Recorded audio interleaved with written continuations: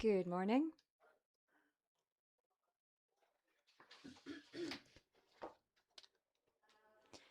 We're going to begin our next session. Good morning to everyone.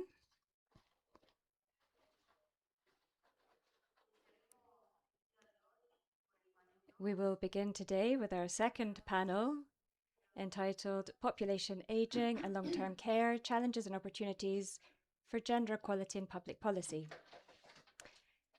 Our moderator for this panel will be Ana Gómez Garcia, Director of the Division for Gender Affairs at ECLAC. Good morning, distinguished delegates, representatives of civil society organizations, and of all the organizations here with us, from the agencies across the UN system, especially UNFPA, and colleagues from ECLAC. It's an honor for me to be able to meet in the framework of this meeting of the Regional Conference on Population and Development to address one of the most important and decisive issues that our region is experiencing today, which is population aging.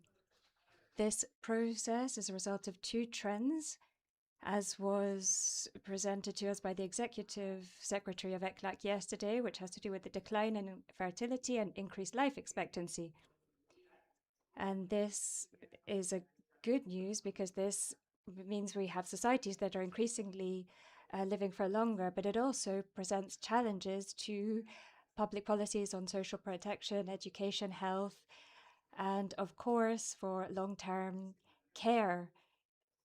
So we talked about those challenges yesterday in conjunction with the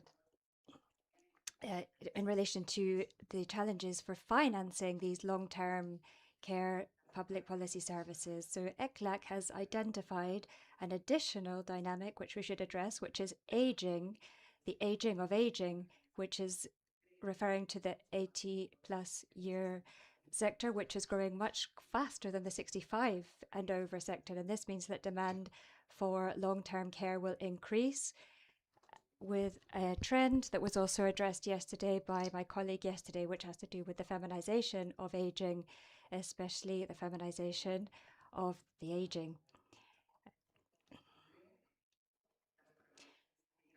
Projections also indicate that older persons in situations of dependency are going to double in the next 30 years. And it's worth noting, this is a very important contribution from the organizations, from the conventions on persons with disabilities, that aging is not synonymous with functional dependency, and a significant proportion of older persons do maintain their autonomy, and this is being addressed in public policies. We're in this age of healthy aging, which seeks to ensure that longevity is synonymous with the best possible quality of life. And clearly, the prevalence of chronic diseases in older persons will mean an increase in demand, and also the complexity of long-term care in a region which still hasn't resolved childcare and other types of care and long-term care to do with our lifestyle. So this is happening in a context which is marked by profound inequalities, which are both economic inequalities, territorial, economic, gender inequalities. And it's extremely important, therefore, this panel, which will be addressing gender equality in public policy in this context of population aging. Women are living for longer, but we're reaching old age with less economic autonomy and more precarious situations. And for example, in 2023, lots of women did not have their own income compared to 7% of men. So this has to do with the sexual division of labor, and also with racial and ethnical gaps. And we see this through the issue of non-contributory pensions and informal work. So we have to address these challenges in our countries which still don't have like a minimum social protection established and have high levels of disease. I also want to say that many older persons are not just receivers of care, they're also caregivers after the age of 65. These are the stats that we are handling from the division affair. Women are spending more than 30 hours per week working and they never retire. Care work doesn't have a retirement, so we keep working and mainly in homes. And it's time, work, and the loss of opportunities that women experience from childhood until they're very old because they're carrying this load on their shoulders. And we see this in poor, rural, indigenous contexts even more. So inequalities can be exacerbated if we do not act today. So this is why this panel is going to be focused on how to take action through public policy, because we have a growing demand for care which outpaces capacity, infrastructure, etc. So we have this ongoing demand. And in our region, as we said yesterday, we are committed to progressing with this right to care. We have really expressed our commitment last year to progress in terms of substantive equality in this care society, which affects all aspects of life. We have to care for our planet and we have to care for people. It's not just for those who need to receive care, but also for caregivers. And we have to also promote self-care. So we're going to be talking about all of this with our distinguished panelists today. The panel is going to adopt the following methodology of work.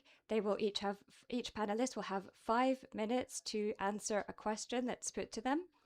After that, we will have a general question that is asked to all of them, and they'll have 3 minutes to answer. And following that, we're going to open up the floor to receive statements from the delegations in order to come to some final thoughts and conclusions from this extremely important panel today. So we're looking at this challenge of the framework of the Montevideo Consensus on Population and Development.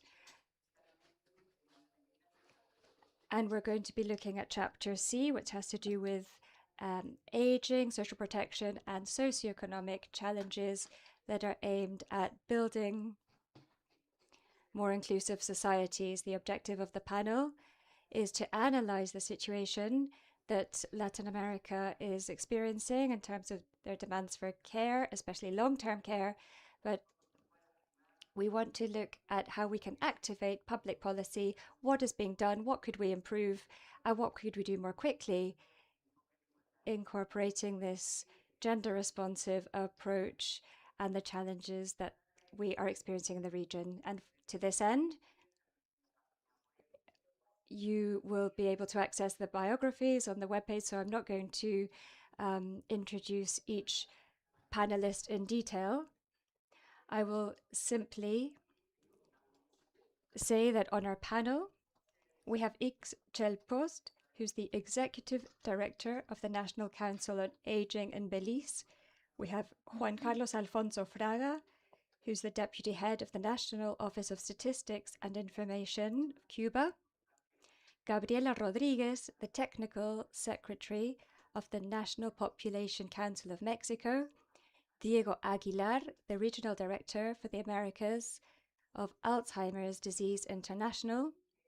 And Erika Alvarez, who's the President of the Latin American Alliance of Women with Disabilities.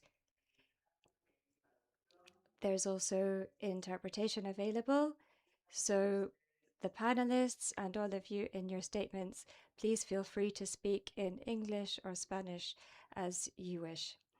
And we will be here supporting you. So the first question for each Post is: what institutional and regulatory transformations are needed for social protection systems, health and care systems, and especially long-care health systems to respond adequately to societies with low fertility and high aging.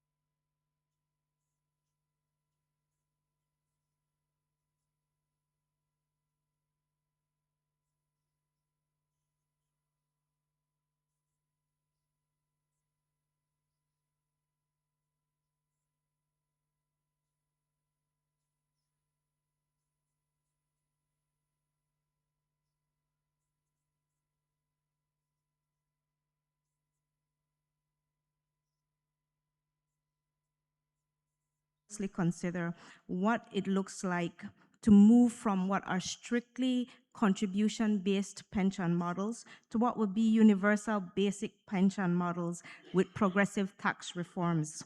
We must build gender equality where pensions can directly be placed on credits, or credit pensions can directly be placed for unpaid domestic work. We speak very often of the women who give up decades of their lives providing care and then reach their old age only to remain vulnerable because they have not been able to be a part of the formal work market. And the third, of course, is our healthcare system. We have to adopt integrated healthcare systems where primary healthcare focuses on maintaining ability. Many times when an older person arrives at a healthcare center, we're treating symptoms and not maintaining the ability of that person to continue in their life course independently and functionally. And we must formalize and regulate long-term care work. We have to step away from the idea that long-term care is something that families are providing as a familiar favor. When women no longer have children who can take up the position of caregivers, when men no longer have families and wives, who then takes up this care? So long-term care must be established, and there must be decent labor standards for formal caregivers and also support for familial caregivers. And we must also look at breaking down the rigid silos that occur, that Ministry of Health can only do certain things, Ministry of Social Developments can only do certain things. The there must be a cross-section across the ministerial supports. And finally, when we look at how we're transforming our society, so we've talked about so far changing governance structures, infusing human rights for older persons. We've looked at how we are financing older persons and their retirement, and how healthcare systems must evolve. But finally, we must transform the way our society in general is viewing aging. Aging is always an idea that we are pushing further and further away. For a 5-year-old, a 15-year-old is old. For a 15-year-old, a 30-year-old is old. And we keep saying that old is somewhere else, somewhere beyond graphs, somewhere further away in the future. But we have to think about the aging population as a reality now. And what that means is that systems have to be responding in the now. And we have to recognize that the older persons in this generation differ from 20 years ago, from 10 years ago. 60-year-olds, 50-year-olds, 70-year-olds. I know 90-year-olds who are still living independently. But one health challenge will cause for that to change. And these are the systems that must be put in place to respond. It shouldn't matter if an individual is 5 years old or 95 years old. The services that they are able to access to maintain their livelihood and well-being should be the same. In summary, to effectively safeguard our societies, our systems must undergo transformative change that will make them adaptable and responsive to evolving demographic shifts. This means making a decisive structural transition, moving away from over-reliance on unpaid female caregiver work within the home and moving towards robust state-supported models shared co-responsibility between both the state, the market, the community, and families. Thank you.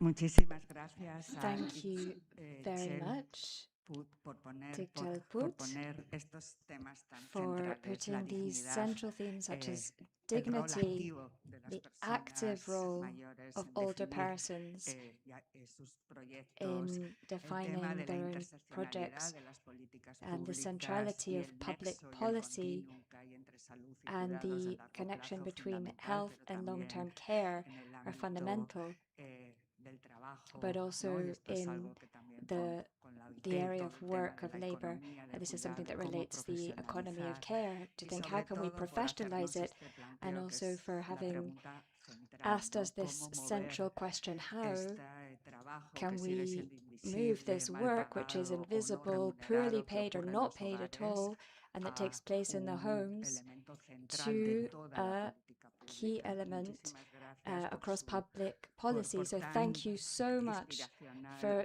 your aproximación en esta primera inspirational intervención y luego words for vamos this a seguir first hablando de cómo hacerlo, porque ahora statement on the decimos panel. lo que hay Now we'll que have to hacer, look at luego hay que how to decir do cómo it. lo We were estamos looking at what haciendo we y need to cómo do, lo and then we'll look at podremos how hacer we need mejor. to do it and what we En can segundo improve. lugar, So we will tenemos now move on la experiencia to hear desde from Cuba de Juan Cuba's Carlos Alfonso experience. Fraga, que es el Juan Carlos vicejefe de la Alfonso Fraga, Oficina who's the deputy Nacional head de of Estadística the e National Información. Office of Y Statistics and a Juan Information. Carlos le queremos preguntar So cómo we want pueden to ask Juan avanzar los Carlos, how estados en could políticas states públicas que reconozcan progress esta in public diversidad policies that de las recognize the personas diversity mayores, of older persons, evitando una visión avoiding homogénea a o homogeneous vision asistencialista or one y that's just based garantizando la on autonomía, sort of handouts, la and that foments participación y los autonomy and derechos. participation Adelante, of tiene usted rights. 5 minutos. You have 5 minutes. You have the floor.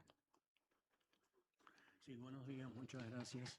Good Gracias morning. Thank a you. la Secretaría Thank you very much de la conferencia, to the secretary of the conference el Centro Latinoamericano y Caribeño de Demografía y Visión de for Población CELADE, the de la CEPAL, population por haberme division of invitado a este ECLAC, for panel. having invited Gracias me to también al this Fondo de panel. Thank Población you de also Naciones to Unidas. Y UNFPA. yo digo que por las investigaciones y los estudios que estamos haciendo Based on the en mi research that we're país carrying out in my sobre country inteligencia o adaptabilidad on demográfica this y in resiliencia demographic demográfica. Cuba es intelligence un and país the impact of demographic change. Cuba is a country that is aging in a context that was very well defined by the head of our delegation, in a context of aggression, etc. So this clearly impacts on demographics and has had an impact in the last years. This is a fascinating issue. This study of population aging has lots of very clear aspects. Obviously, demographic aspect. There's also the epidemiological aspect, economic aspect, social. And this means that studying the dynamics of population aging is something that we could see is novel in the context of our region. In our region, including Latin America and the Caribbean, have differentiated aging profiles. In my country, we can see that we are an aged country. 28% of its entire population is over 60 years old. We have municipalities with 38% of an aged population. So this is a topic that is right at the core of public policies in Cuba. In other words, Cuba has a demographic policy, as we have said, and this is chaired by one of the heads of government. So there's a group that deals with aging together with the civil society and academia. We work on studies, we work on research in order to be more consistent in terms of helping the lives of the elderly. I am also part of that population, and I perceive that as well. We, as part of the elderly population, we are different. We stand out because we're different in terms of sex, of lifestyle conditions, health conditions, and skills. Therefore, all public policies have to advance in that direction. I myself come from research centers, and from the field of statistics, you need a lot of input, a lot of information to study all this, not only at national level, but also at subnational level, because this also depends on the territories. Each person ages in the way that person lives. So we are the outcome of the life we have led, of the aggressions, the lack of care, and so on. And let me introduce, in the time I have available, a dimension that is very important at the ministry. This is something that I've studied a lot, and this is the culture of aging. We age much more rapidly than what we learn. It's not the situation of the transition you have in Europe. We have a combination, a historic combination, and we heard about the report and the impact. There are many, many studies on aging. So what we have to take into account is how we can overcome, and this is one of the major challenges we have, how we can overcome the concept of assisting the elderly, not only in terms of public policies. We are subjects of right and not the. We have to have a participation in social and economic life. In my country, we have very hard conditions, and we try nevertheless to make this possible. So there has to be a shift in the concept that we have been subject to, well, mom, don't continue cooking, mom or dad, don't do this or that. So that is what, as a society, has to change. Otherwise, we cannot be the subject of entitled to rights, as we certainly deserve to be. So the press continues to call us the elderly, the people who have white hair, the old people, the elderly. So a whole set of terms that are part of this need of having a culture on aging. and on the aging of population, we cannot be viewed as a homogeneous group. How rapidly 5 minutes elapsed. I will be finishing now. We cannot be viewed as a homogeneous group. So public policies at state level and the vision involving family and society have to consider all those things. So in my opinion, that is the path towards success. Thank you.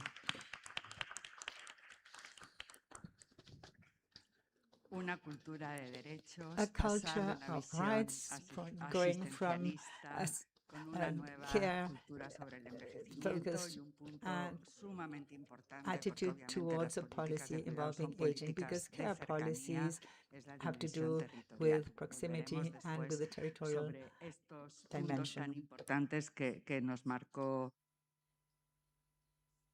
So thank you very much. We now go from public policies we go to Gabriela Rodriguez. She's the technical secretary of the National Population Council, CONAPO, from Mexico. The question for Gabriela is that in this context of social and economic inequalities and also of gender inequalities, what do you think are the main obstacles to implement policies and comprehensive long-term policies, and how to tackle this from the standpoint of social and gender co-responsibility? Good morning, and thank you very much, Anna. It is a great opportunity to be able to address you on a topic that is of such a high priority in my country and in the region.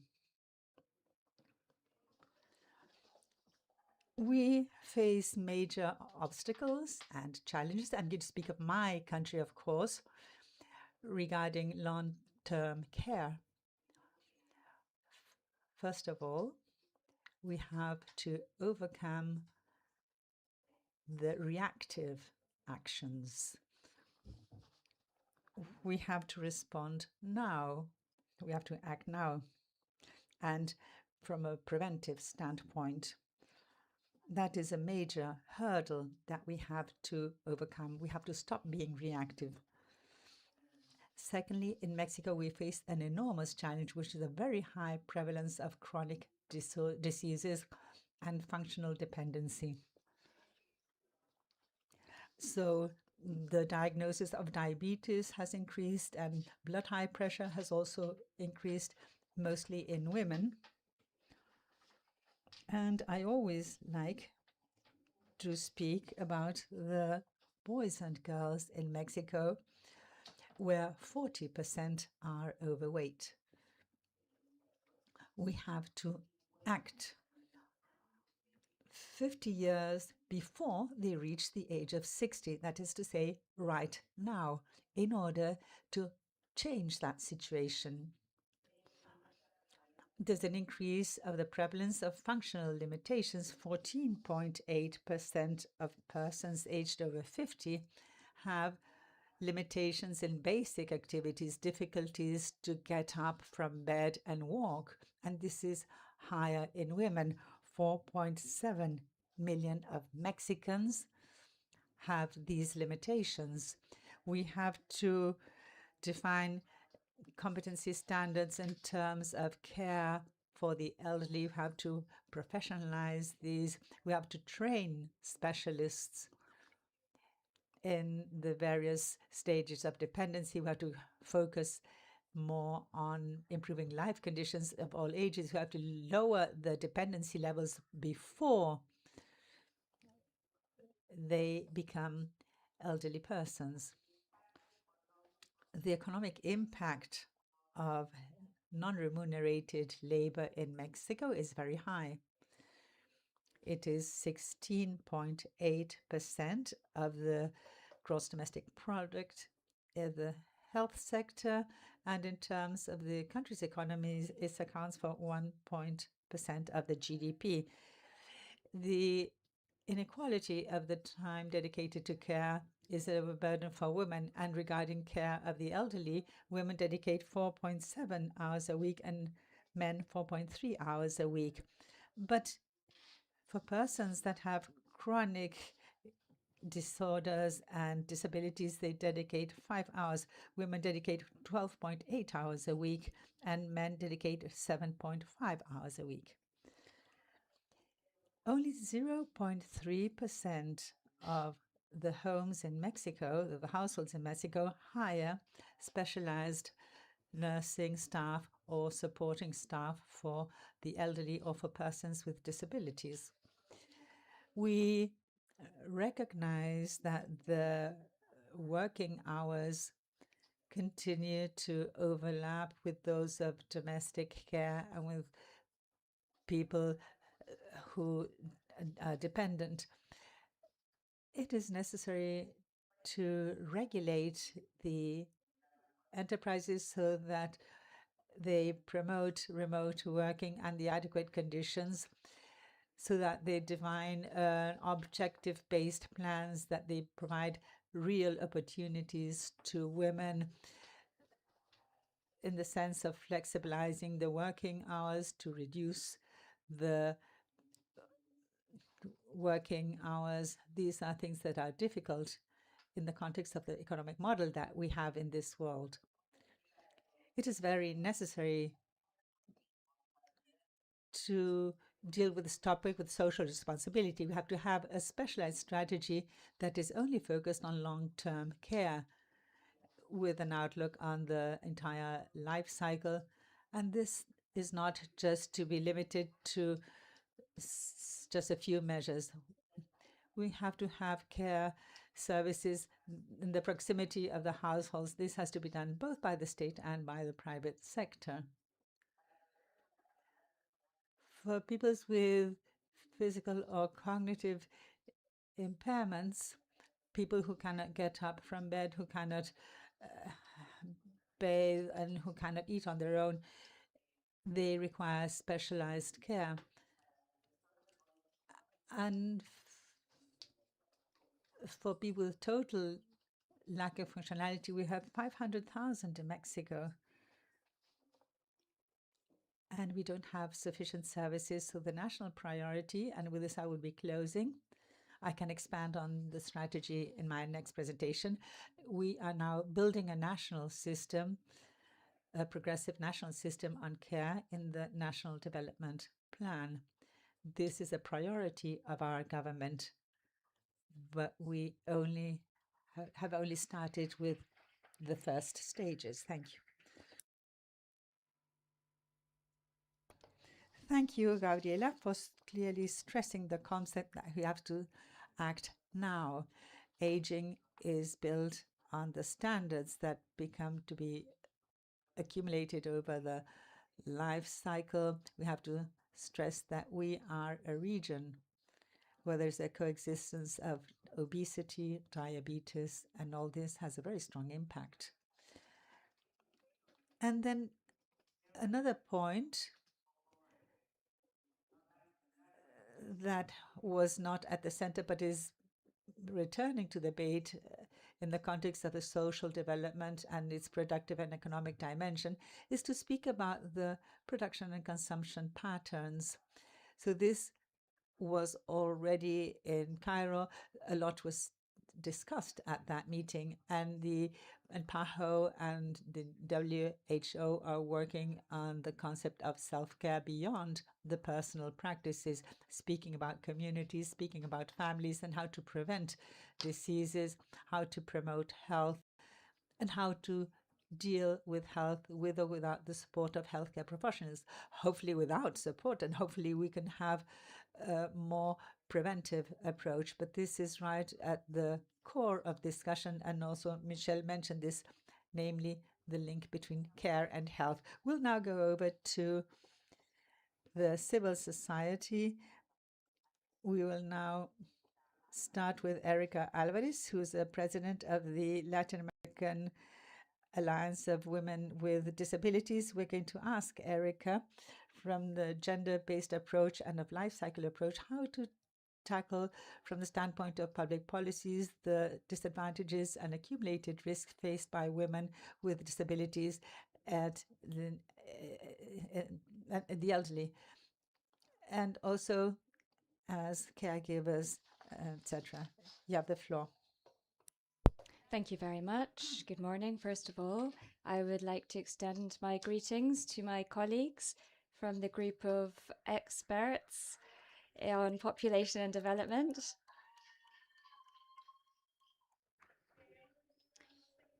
So we've been following up on this Montevideo consensus as a group for more than 5 years, and here we are, and we're not going anywhere because we know that our realities aren't visible within the parameters of measuring progress in terms of the indicators of the consensus. And this is why, for us, being here today is so important. First of all, I would like to say that women who are experiencing disabilities in Latin America are between 36 and 38% of the total population of Latin American women. That's to say, we're not just a small group of women that are here and we're just being represented, but no, we are a significant population in the region.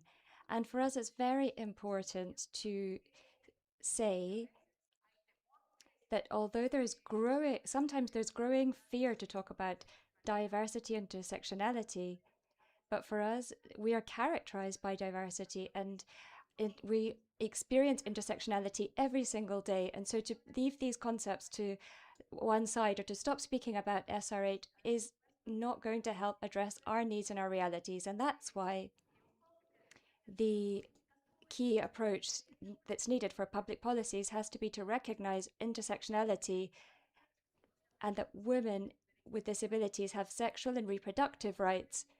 And furthermore, we have a right to have timely sexual and reproductive care. We also have a pressing need, which is that there is not in any area of Latin America in which we do not have access to sexual comprehensive education in order to understand and to survive, because women with disabilities experience 10 times more sexual violence than other women. Often, our circumstances strain us in being able to talk and express our experiences and to explain that we are victims of sexual violence. It's often not understood, and often that happens in legal frameworks. Often we continue to experience sexual violence in silence, and even worse, we don't always survive that because it is completely silenced within the homes. So since we have been born into diversity and we live in diversity throughout our lives, and this diversity includes young women, it includes indigenous women, it includes Afro-descendant women, LGBTIQ plus women. And these women are there. They're not going to stop existing just because they're not named or looked at. So what we need are public policies that understand that we live in this social exclusion, oftentimes from the very early stages of life. Many people with disabilities go from living from these dependency healthcare models to these neglected healthcare. Then they go to residential homes. They live there for their whole adult life. And then after that, they are living in a long-term residential care when they're older. So they've never had the possibility to live autonomous and independent lives within the community. Their existence is being negated. And so we are demanding, what we have now are basically death policies. They're just keeping care of us until we die. So we are born into that. The care programs for children, for adults, and for older persons with disabilities must allow life to be lived.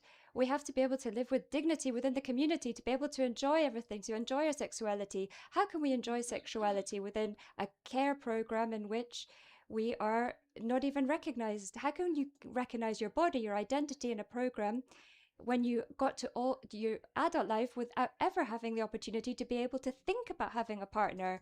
And that also applies to older persons. And so we have to consider this within our care programs: autonomy, independent living, and support, because we do need support in order to be able to carry out basic daily activities.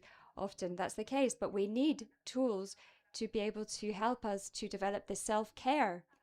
We have a double percentage of risk to suffer from oncological diseases, gynecological diseases, metabological diseases, and psychosocial diseases, because we do not have support for self-care. Self-care is not a decision. It's a decision that requires support, and the care programs and the public policies have to break free from this focus on dependency and just providing care, but rather to provide care that allows you to live autonomously. Oftentimes, I focus a lot on this, but the truth is that within this complex morality that we experience in society, women with disabilities, since we're not able to work, we end up being excluded from the labor force, and because we do not have our rights to maternity, we end up caring for our nieces, for our nephews, for our grandchildren. We end up being sometimes adolescent mothers are just are considered to be sort of asexual. No one can imagine that that could happen, but we end up being mothers in this sense of we're also taking care of our mother and our dad. So some people will say, okay, you're going to look after your mum and your dad forever, but nobody is recognizing the care work that you're doing. So they only look at us in the public policies as objects of this care, but it's not always the case. So I want to say that women with disabilities are women in the greatest sense of the word. From the sexual role, we fulfill all these different roles. We also care. We need support for self-care. And furthermore, we require personal support, more than 70% of us do, over our life course. And there cannot be public policies on care that do not include diversity, that don't include intersectionality, and that do not recognize the full right to sexuality for all people with disabilities, and the full right of persons with disabilities who are receiving care throughout their life course. They also have a right to sexuality and to support. Thank you.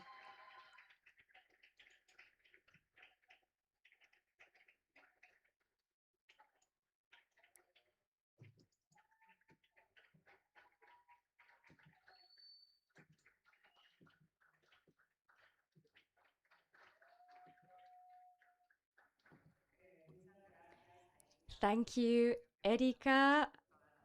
I think the applause from the room shows just how important your message was on autonomy, independence, support, rights, and a basic right to not be discriminated against. And you highlighted the fact that our region has been central in all of these agreements and on all of these intergovernmental spaces. And furthermore, the region has undergone and undertaken these global debates on intersectionality.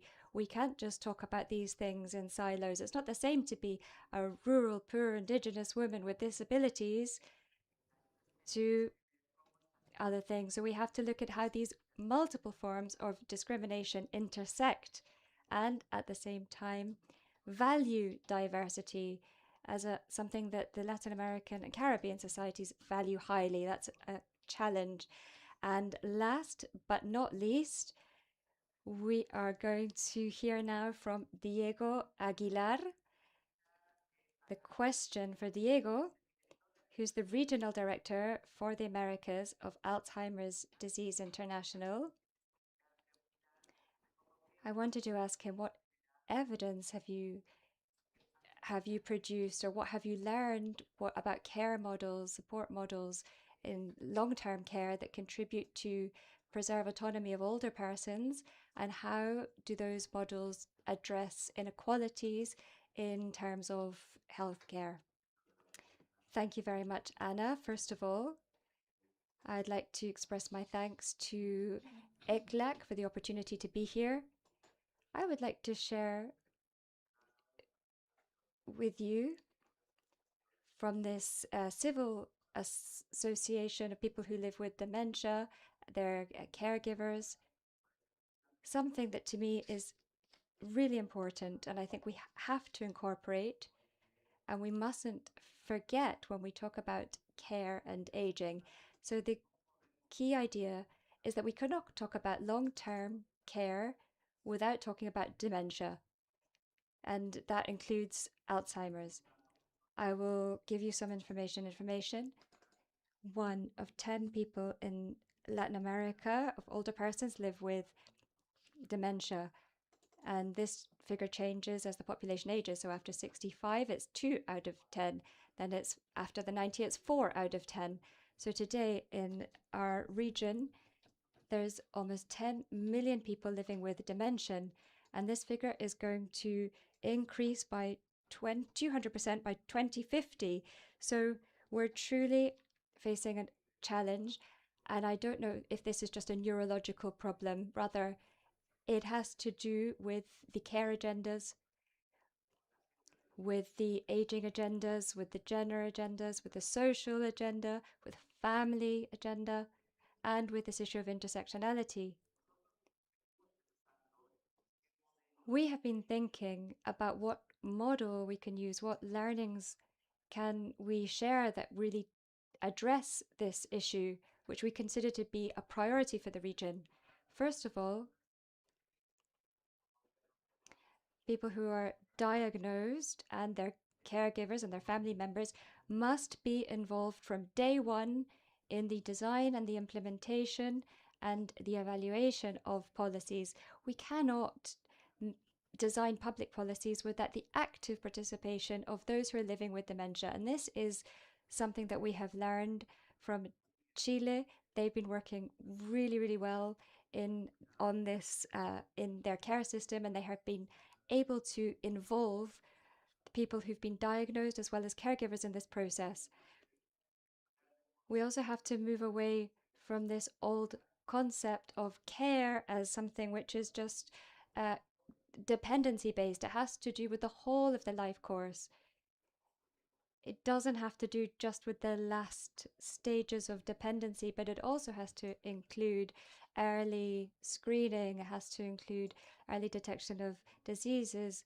We have to work with the primary health care and on prevention. This is extremely important. On the other hand, and this has to do with the issue of care from that perspective, it must be based on community networks, long-term care and aging, in which dementia is central, has to be based on everything related with the community and community work.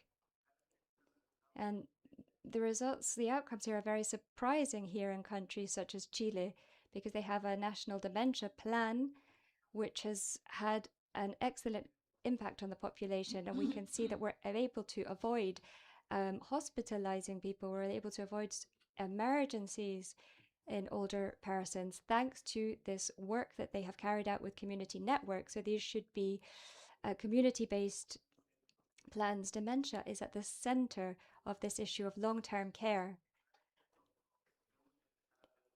We need to see it as a cross-cutting issue. We have to stop viewing dementia and long-term care as a private family issue. It's a public issue. We all have to take part in this. Why? Because when we see it as just a private or family issue, basically the burden falls on women, and not only on women, but on children. So child labor, caring for people, for older persons, or for persons who've been diagnosed with dementia is going to increase in the region. So another important issue to close is that we have to stop thinking about aging, normal aging, as part of dementia. Dementia isn't a part of the normal aging process. Rather, it's a situation of dependency, which is central in care, but not necessary. It's not a given that all older persons will experience dementia. In the region, we have carried out surveys, been very interesting. We've seen 6 out of 10 health professionals still think that normal aging is related to dementia. So we have to eradicate this notion. Thank you very much.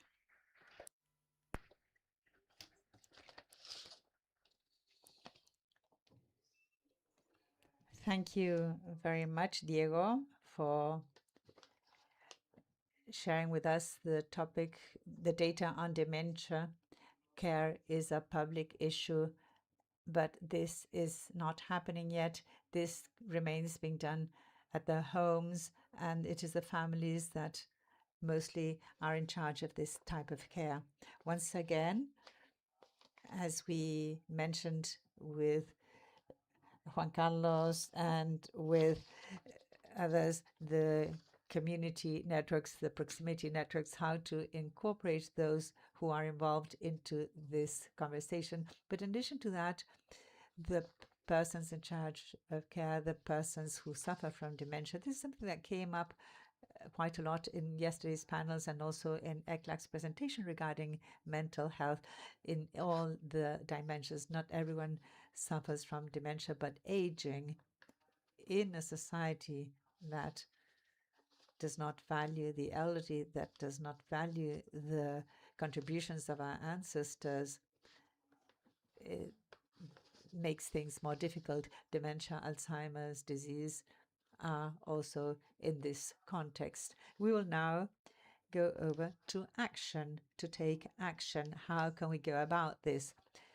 And also,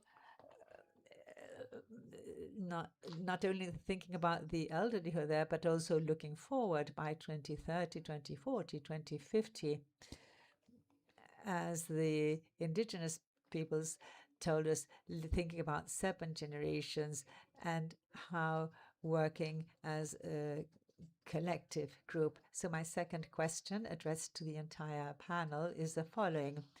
I was suggesting doing this in the inverse order, and Diego, you already highlighted some of the points of this questions, and the panelists will have 3 minutes to answer. Which are the challenges and opportunities to advance in the design and implementation of integrated systems that respond to the aging population, but also to reduce inequalities that don't extend these situations and then not keep on placing on the burden of the households and women and persons with disability the responsibility of care.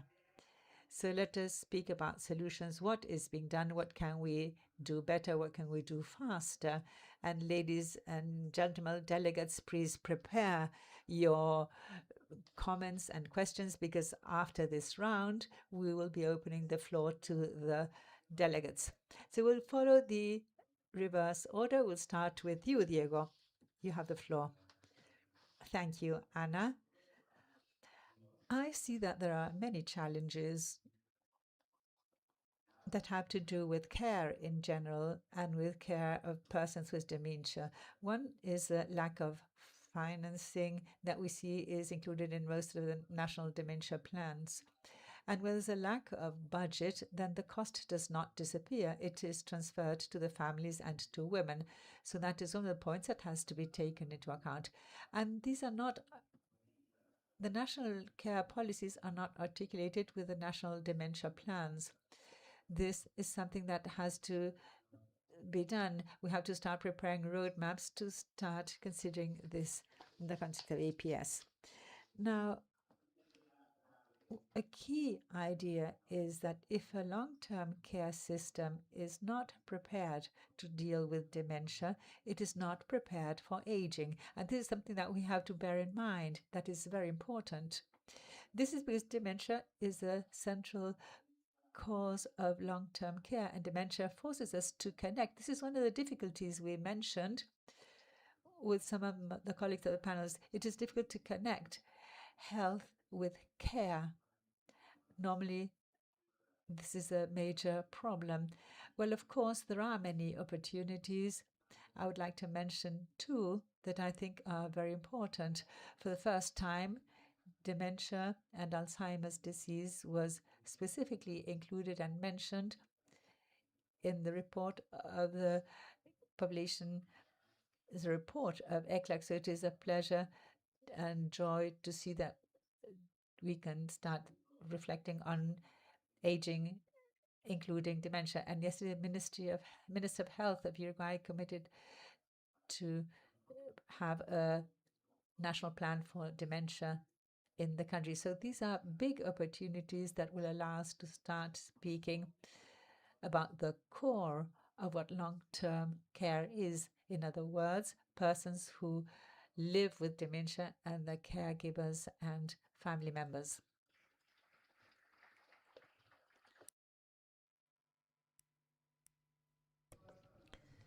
The cost does not disappear.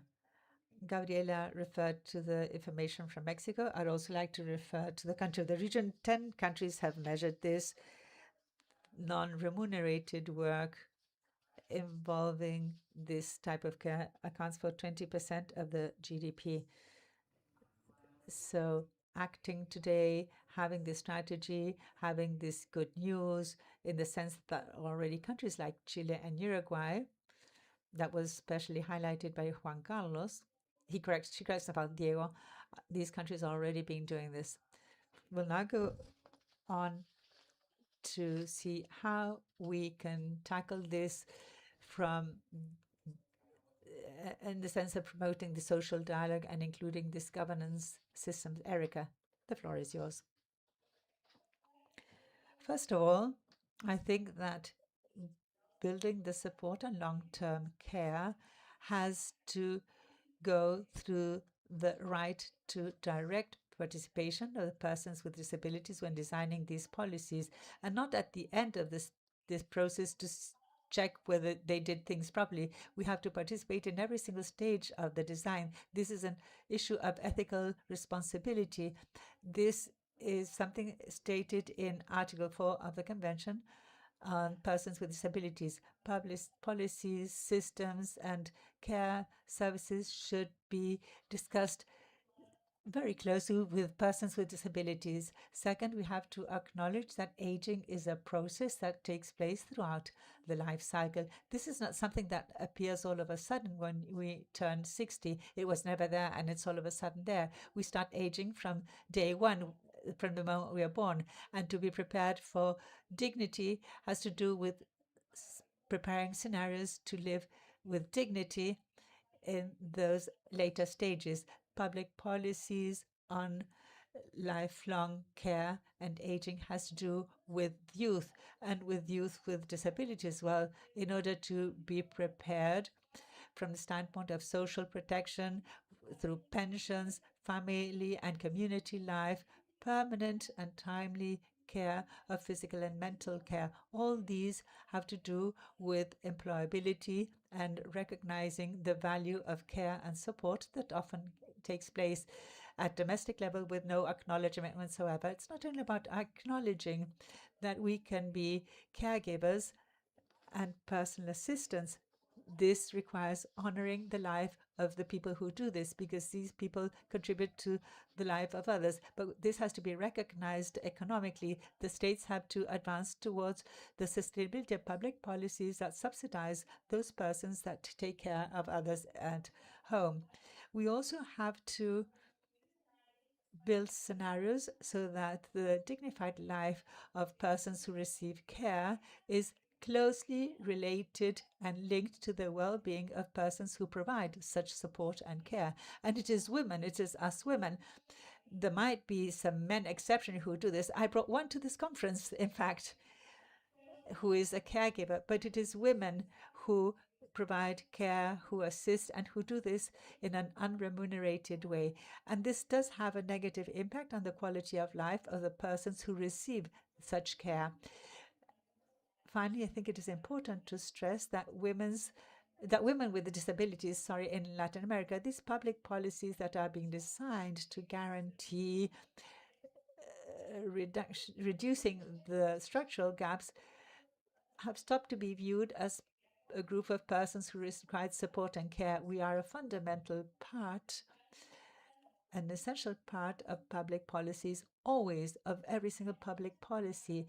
And we have to stop building a public policy for persons with disabilities in isolation from all the other public policies, as if we could be fragmented, as if we weren't women in all the different stages of our lives, as if we weren't individuals with all the political, economic, and social and cultural rights in all the stages of our lives. Therefore, I think that building and reducing the gaps will be possible insofar as there is a formality and alignment as regards the designed policies that goes hand in hand with the population and with the population of the persons with disabilities. A roadmap has to be defined regarding those who receive and benefit from the public policies and not from the desk and then from there to the persons, because then we don't understand the full path. Thank you.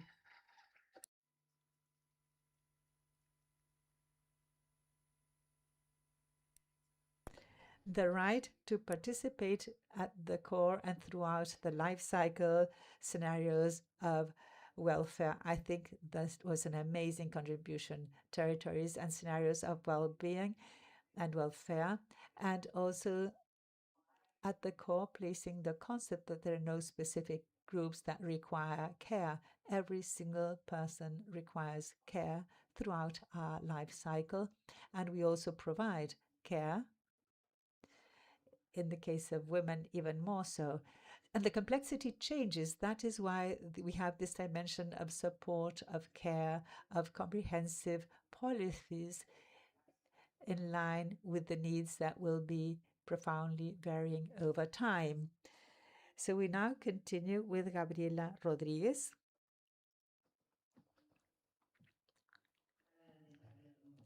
Challenges and opportunities. Yes, challenges and the diagnosis.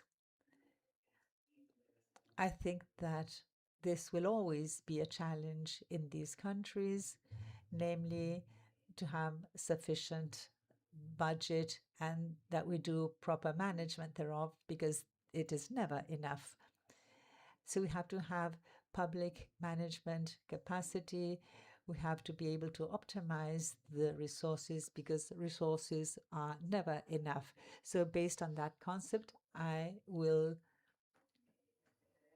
mention the following. The Women's Secretariat in Mexico and the Finance Secretariat in Mexico decided to add a cross-cutting annex to the budget of the 2026 period. There are more than 50 actions for the federal public administration. Let me highlight the most important ones. I already mentioned on other occasions, but let me mention that in Mexico we have universal pension for the welfare of all persons aged above age 65 and more. I'm part of that object because I'm older than 65. I might look as if I was 71, but I'm 72 now.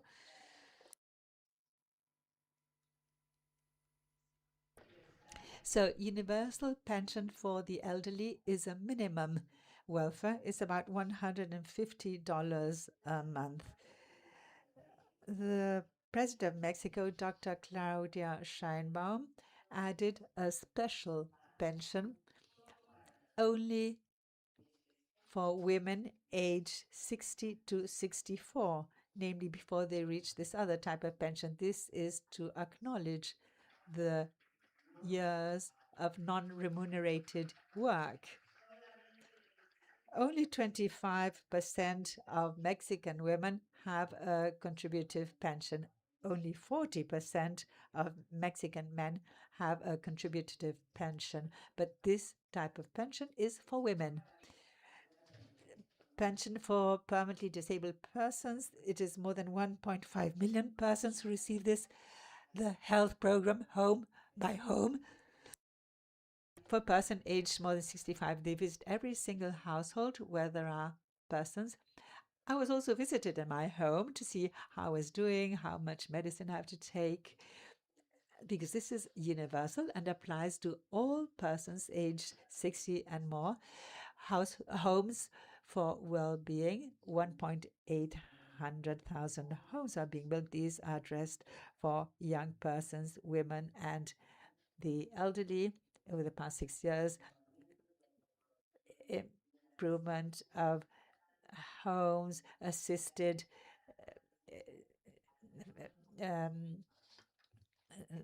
facilities in the households, and also one-person households are 14% of the 230 million homes we have in Mexico. And I will close stating that we are now building the intergenerational strategy in view of changes in the age structure. We have 22 federal institutions working on this in 4 different groups. One is focused on economic development and ages, one is health and welfare, one is housing, and another is an advisory group in charge of monitoring this. Thank you. Thank you very much, Gabriela. Congratulations for this intergenerational strategy and intersectorial strategy. We'll now continue with Juan Carlos Alfonso Fraga. Thank you. I think we have to put this in context. Something we know about and is important, but it's worth noting. Aging isn't a problem. Population aging is not a problem.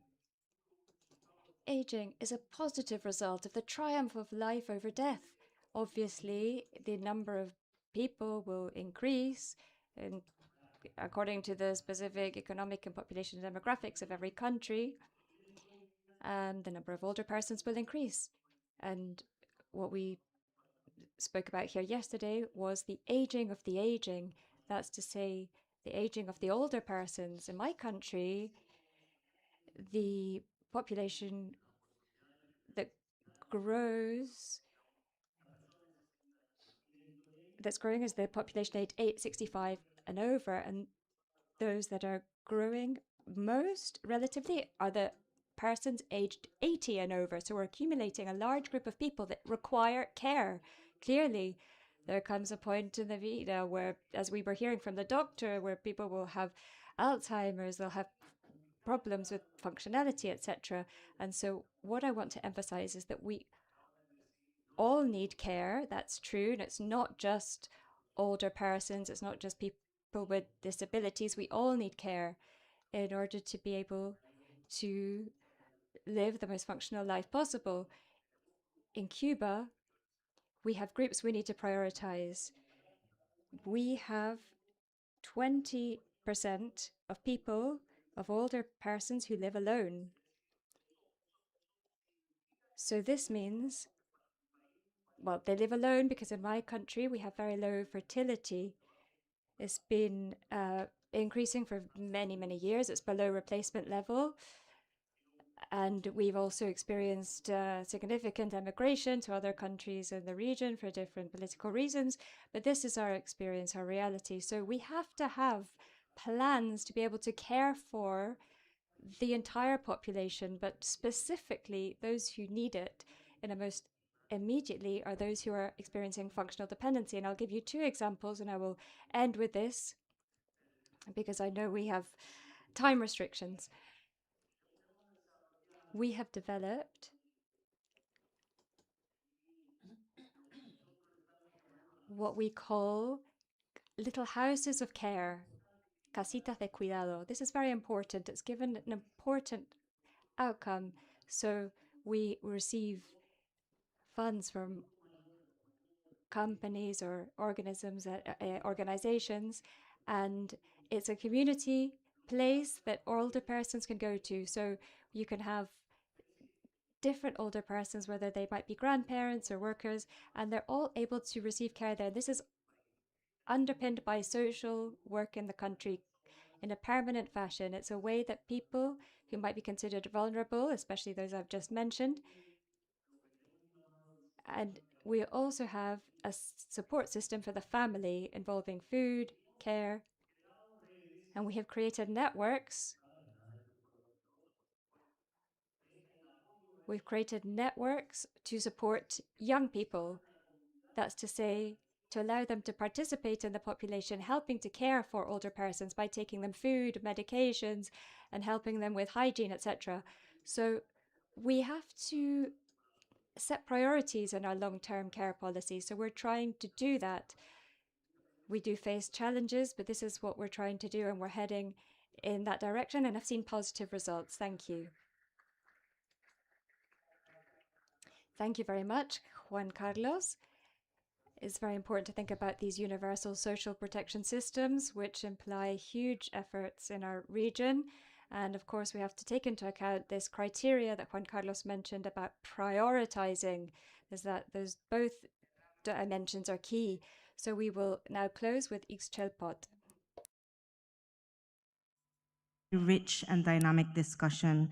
My colleagues at the table have raised the issues of financing long-term care, the need for a life course approach to how we are looking at our population aging, and also the role that community plays. This is a very complex question for all our states, I think. How do we implement comprehensive long-term care systems and have them sustainable and actually meet the need of our people? Of course, fiscal constraints are always ones that we talk about. I'm a firm believer that the things that we find most important, we find the money for.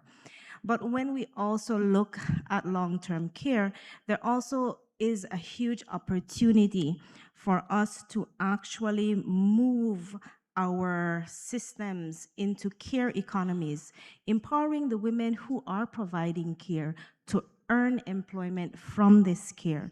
In Belize, we have a very small pilot project that we've looked at as taking our problems and solving our problems, training women in need of employment as caregivers of older persons and rotating them into the functional homes where the women are able to gain employment, gain economy, and the older persons are able to receive support. Small project, of course, it needs to be expanded and further analyzed, but it remains that there is an opportunity within this sector for us to generate positive solutions. Just as my colleague Juan Carlos mentioned, aging, although presents challenges, aging itself is not a challenge. It is a result of advances in healthcare. And what we also have to consider when we talk about long-term care is how do we mitigate in the upcoming generations the challenges that we are presently seeing in older persons. So long-term care systems requires us to look at our society on two levels. One, what are the things our population is facing presently? And two, what are the things that we can avoid in the new population? And Gabriela summarized this so interestingly when she spoke clearly about the interventions needed in our young population. Someone with a chronic condition at the age of 60 did not suddenly wake up with a chronic condition. That is a result of a lifetime of choices. How do we impact our young people to make better choices? In Belize, it's estimated that it is 30 times more expensive to care for the chronic patient than a regular patient within the healthcare system. So if we are able to reduce chronic conditions in our younger population, we're automatically reducing cost of healthcare and healthcare access. And then also we have to look at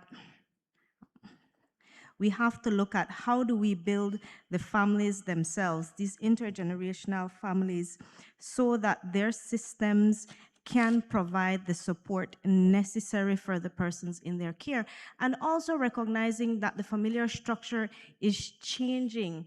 What happens when a woman does not have a child?